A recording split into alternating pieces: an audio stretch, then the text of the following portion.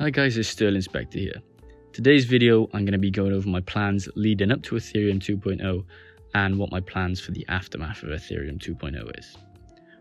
So obviously a lot of people are talking about what their plans for Ethereum 2.0 are, and some people won't know what the best thing to do in this situation.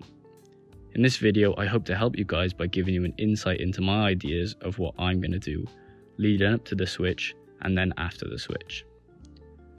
So the first thing I want to talk about is the leading up to the switch.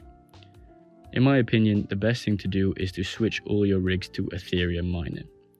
This is just purely because we want to mine as much Ethereum as we can leading up to the switch.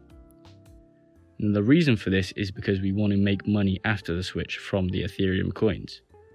And the best way to do this will be staking the coins. So when you stake your coins, it gives around 7% back a year. So the more coins you put in, the more coins you get back. This is why we want to be mining as much coins as possible up until the switch, and then we can stake them and make more Ethereum coins off them. So I'm going to be taking my FLUX mining rigs and my Ravencoin mining rigs and switching them over to Ethereum. Therefore, we'll make more profit off our Ethereum that we've mined. So that's one of the major things I'll be doing when the switch happens. I would suggest that if you are mining any of the coins right now, just stop and direct your hash rate to Ethereum, because the amount of coins you have before the switch really matters in the long run. Now we've talked about the run up to Ethereum 2.0, let's talk about what we're going to be doing after the switch. As said before, the Ethereum mined will be staked in the network and will return us money over time. The next step would be buying up GPUs. When the switch happens, GPU prices will plummet. This is because so many people will be selling off their GPUs. This might just be due to them ending their mining journey, or the GPUs will be out of date as per se. As they will be really cheap, I'm going to take a big risk and buy up a lot of the newer models for a discounted price. I've seen it enough times that people are afraid to buy all these GPUs as they think mining will die with Ethereum 2.0. I believe that can't be further from the truth. We are only in the early stages of mining, and I think we still have a long way to go.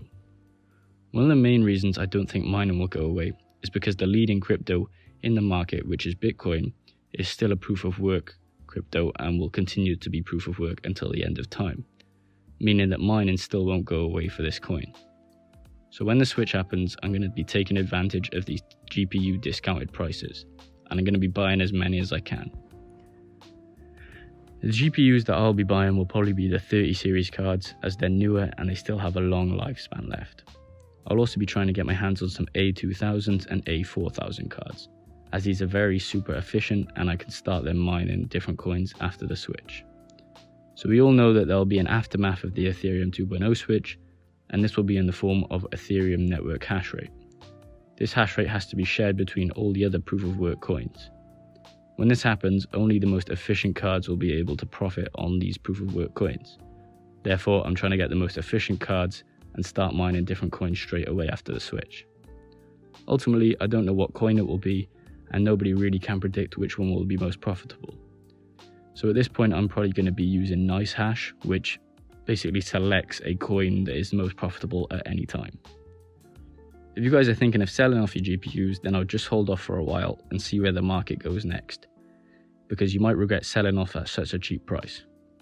However, I will be selling some of my older cards just because I have no use for them, and they probably won't be able to profit after the switch. I'm going to be selling cards such as the 10 series cards and maybe a couple 20 series cards, just because they are some of the less efficient cards on the market. Now, once the market is settled, I'm going to be selling a large amount of my crypto holdings and start to look into buying ASIC miners. Now, a lot of people might not have the funds for this, but I think that ASIC mining will be the future of mining, and will start to be the only way to profit. This is just purely because they're so efficient. There are a lot of problems that come with ASIC miners. The first is noise, and the second is the energy usage. The best way to solve this is to have the miner sent to a cold location. This is where other people will host your miner in their facility and will kick back the profits to you. Obviously you still have to pay them, but it's not that much considering they are looking after your miner and they're making sure it runs smoothly. Now I don't know exactly what ASIC miner I'll be buying, but it'll probably be a Bitcoin one, as they're one of the safer bets when it comes to ASIC miners.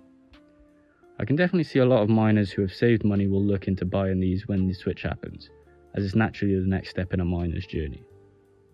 However, if you can't afford to buy an ASIC miner,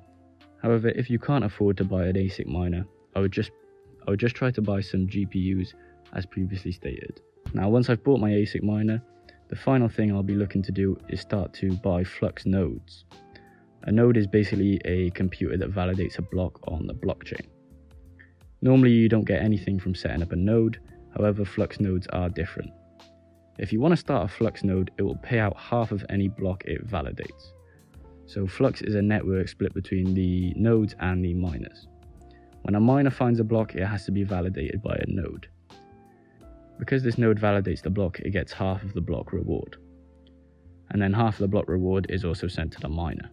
So by setting up a node on the network, you could earn more FLUX on top of your mining. As of right now, there are 3 types of FLUX nodes, and these come at different prices. The first is the Cumulus, the second is the Nimbus, and the third is the Stratus. So the first one, which is the Cumulus, costs around $6,000, and the second one, which is the Nimbus, costs around $13,000, and the third one costs around $55,000. So they all kind of ROI in the same amount of time, which is around 18 to 17 months.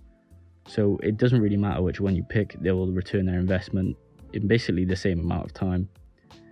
I know for a lot of miners this may seem a bit too much just to run, but the rewards are very good on them, and they are steady rewards compared to mining. I don't know which node I'll be buying right now, but I probably think it'll be the Nimbus because that's the quickest ROI. So this node will be probably bringing in around $9,000 per year. So just to recap, we have 4 segments basically in this plan. The first is the lead up, which will be mining just Ethereum purely so we can stake it. The second part will be the buying of GPUs at a lower price. So that buying of GPUs will set up basically the next 2 years of mining for me. We'll also accumulate GPUs alongside that, but for now we'll just be getting them at a lower price. The third thing is the ASIC miners, which will probably be setting up the next 5 years, as these will be the main form of income for me as I start to go through my mining journey and we start to mine Bitcoin or other coins that ASIC miners can mine. And then the last step is the FLUX nodes.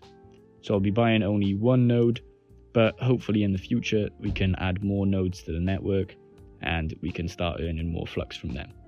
So that's my plan of what to do in the run up to Ethereum 2.0 and what to do in the aftermath of it. I understand that stuff like buying ASIC miners and setting up nodes aren't available to others, but GPU buying still does apply to small miners. I hope you guys got some ideas of what you'll be doing after the switch. If you enjoyed the video, please drop a like, subscribe for more content like this, and comment if you have any opinions on the things I covered in this video.